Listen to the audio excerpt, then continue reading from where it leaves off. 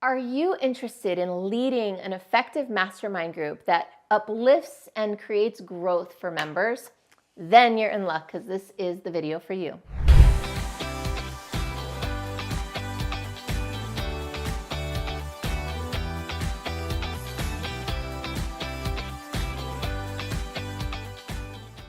A well-structured mastermind group can be a game changer for participants and even for you as the leader of the mastermind. So in this video, I'm going to dive into some of the key characteristics that make a mastermind group work really, really well. Now, you can use this whether you're starting a free mastermind with a group of colleagues or friends, or whether you want to create some paid mastermind groups.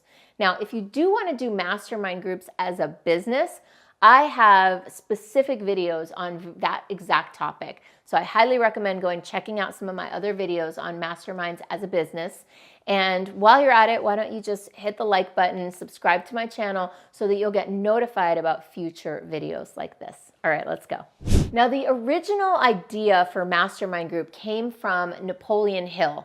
I think the first time that he wrote about it in a book is in the book Think and Grow Rich, which you may have heard of. It's pretty famous. But essentially, he observed that all of these icons of wealth, like Getty and Rockefeller and Morgan and all these wealthy men specifically, that they all had these groups of other wealthy men that they exchanged ideas with and that helped them improve themselves, better themselves, and they cross-pollinated ideas and strategies with each other. That's the first known origin of the term mastermind. These days, people use the phrase or term mastermind group to refer to a group of people that come together to uplift and support each other in their growth. Now, that could be in business growth or personal growth or all sorts of different contexts within which a mastermind group can function. Specifically here, we're going to be talking about business masterminds. The first and foremost thing that makes a mastermind work and work well is who's in the mastermind. So as someone, if you're the person who's leading it, designing it, facilitating it, then it's your job to enroll and invite the best possible people. More than almost any other type of business structure, whenever you're doing a mastermind or a group program, one bad apple truly can spoil the bunch. So you have to be super mindful of who you're inviting in. I've been in mastermind groups and I've left mastermind groups because there's one person that made the experience super challenging. And I'm not the only one. This is not an unusual experience. So you want to be ultra mindful of who you bring in, what their values are they in alignment? Do they want the same thing? Do they have a similar intention? And very, very, very importantly, are they coming to give or receive? In a great mastermind group, people come to do both equally. If someone is coming into a mastermind group only to get, then that's going to do the opposite of elevate that group. That's going to bring the group down.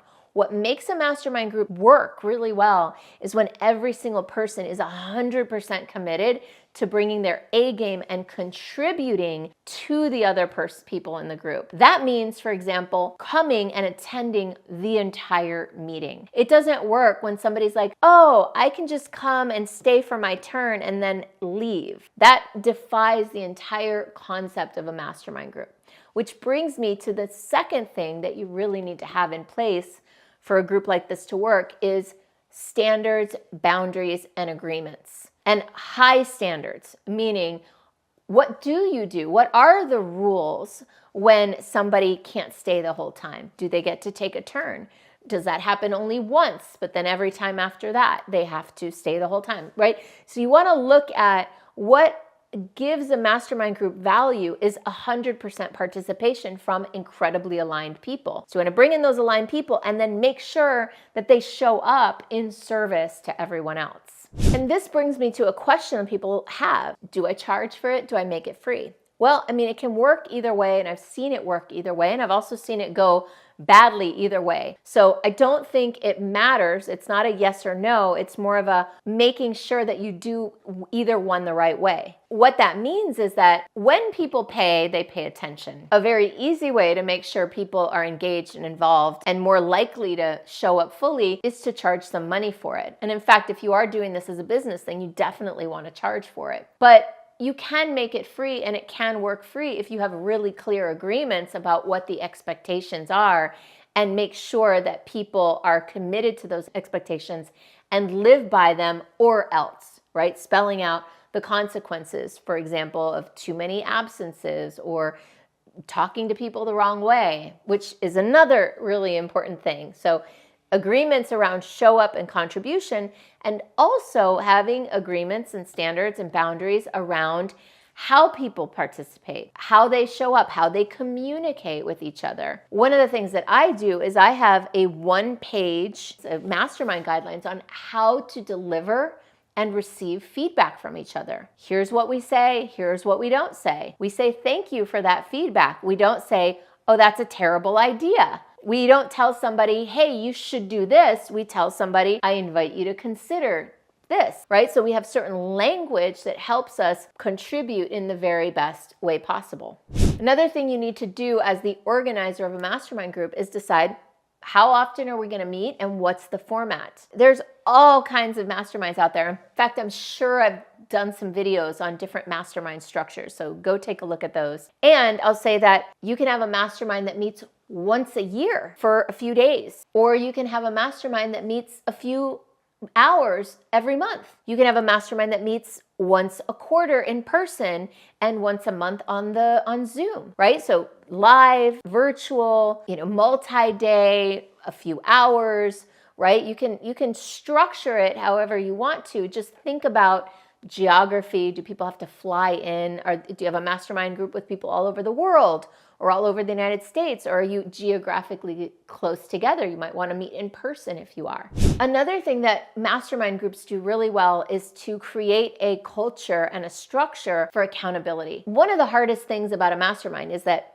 a lot of times creators get together, they deliver a bunch of ideas to each other, and then they leave and go back to their world, and poof, all of it is gone. Is there a way that you could provide, or that the group could provide, accountability to each other for the things that people are committing to? So you might pair people up into smaller groups, or pair people up or put in triad and have accountability groups that maybe meet offline separately from the main group. Another thing you might want to consider, which I've seen work really well, is have some sort of group chat that people can use in between the mastermind meetings. So I personally we use a Slack channel, a Slack group, and that's a place where we're able to stay in communication in between our meetings. And finally, make sure that you're getting feedback from people so you can iterate the program and adjust it. Don't feel bad if you've got to make some changes. It's never going to be perfect right out of the gate. The idea is that this is a group of creative, incredible individuals that you're pulling together, and you're probably going to need to make some adjustments along the way to make sure that it serves them at the highest level. I hope this was valuable for you. I hope that you're inspired to create and launch your own mastermind group.